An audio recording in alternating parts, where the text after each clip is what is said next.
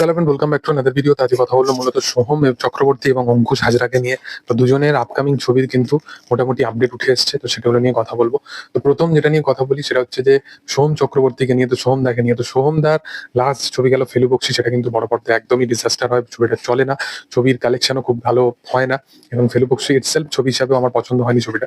But Soham দা ভালো performer, বারবারই এই কথাটা বলেছি, তার আপকামিং দিনে একটা কামব্যাক হোক এটাও চাই। তো সোহম দাকে একটা চরিত্র দেখা যাবে এখানে, ফুটবলার দীপু বিশ্বাস বলে একজন আছেন। তো তার চরিত্র মানে তার লাইফের উপর বেস্ড বলে একটা সিনেমা আসছে। সে অ্যাজ এ ফুটবলার, যে যার মানে যে স্টোরি লাইনটা সেটা খুব ইম্প্যাক্টফুল একটা স্টোরি লাইন, এবং সেই কাহিনীটাকে রেপ্লিকেট করে সিনেমা বানানো হবে, এবং তাকেও কিছু কিছু দৃশ্যে তাকে দেখা যাবে এই সিনেমাতে। এবং সোহমদার যে চরিত্রটা হবে সেটা একজন ফুটবল কোচের চরিত্র থাকতে চলেছে, সেই ফুটবলারটা। তো দেখার, আমি তো সবসময় চেয়েছিলাম যে ফুটবল কোচ মানেই যে একটা খুব একটা সেই কমেডির ফ্যাক্ট চলে এলো, সেরকম কিন্তু কাইন্ড অফ নয়। ফুটবল কোচ মানেও যে ভালো অভিনেতা অভিনেতা দরকার একটা কোচের ভূমিকা পালন করার জন্য। আজকের দিনে দাঁড়িয়ে তোমরা অজয় দেবগানের ময়দান দেখে নাও, শাহরুখের চাক দিয়ে দেখে নাও, পারফরমেন্স তোমরা বুঝতে পারবে সেরকমই কিছু একটা ওরিয়েন্টেড জিনিস কিন্তু সোহমদাকে দরকার। মানে সোহম অ্যাজ এ পারফর্মার হিসাবে যদি সেই ইম্প্যাক্টটা পায়, সে যদি অজয় দেবগানের মতো নিজেকে প্রেজেন্ট করতে পারে, সে যদি সেই প্লেয়ারটার লাইফের মধ্যে তার কত ইম্প্যাক্ট সেইটা যদি দেখতে পায়, তবেই আমার মনে হয় যে এইরকম দৃশ্যে তাকে, মানে এরকম কাইন্ড অফ কাজের সাথে তাকে এগোনো উচিত। অবশ্যই এই কাজটা পুরোপুরি অ্যাসোসিয়েট হয়ে গেছে, এই কাজটা শুটিং শুরু হবে ফেব্রুয়ারির 25 তারিখ থেকে, মেবি দেখার যে সোহম তাকে এরকম কাইন্ড অফ একটা অন্যান্য ভূমিকায় তাকে আবার দেখতে পাবো, এবং শোনা যাচ্ছে যে তাকে রক্তবীজ টুতেও দেখা যাবে। তো অপেক্ষায় আছি। ভানুপ্রিয়া ভাত্রের হোটেল না ভূতের হোটেল, সেই ছবিটা উইন্ডোজের তরফ থেকে যেটা ডিসেম্বরের টাইমে আসবে, সেই ছবিটাতেও তাকে দেখা যাবে।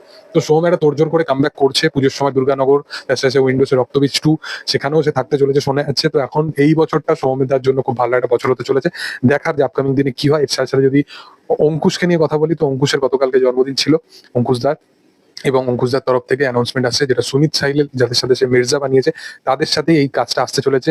কাজটার নাম হচ্ছে নারী নারী চরিত্র বেজায় জটিল। কাজটার মধ্যে যে ডিজারটা জাস্ট একটা মানে তারা অ্যানাউন্সমেন্ট হিসেবে ছেড়েছে, অ্যানাউন্সমেন্টের মধ্যে কিছুই নেই, জাস্ট দুবার ভয়েস ওভার শোনা যায় অঙ্কুশদার, এবং মিডিলে জাস্ট এই এতে আসছে এরকম কমেডি, এরকম সামথিং সামথিং তারা প্রেজেন্ট করার চেষ্টা করে। প্রথম কথা হচ্ছে অঙ্কুশ হাজরার ফটে যেটা, সেটা হচ্ছে কমেডি। মানে অঙ্কুশ দারুণ কমেডি পুল আপ করতে পারে, মানে সে তার মধ্যে সেই কমেডি ব্যাপারটা আছে। আজকে আমি বললাম না যে লার্জার দ্যান লাইফ, জিতু কমল, এই সমস্ত বিষয়গুলো নিয়ে কথা বলছিলাম।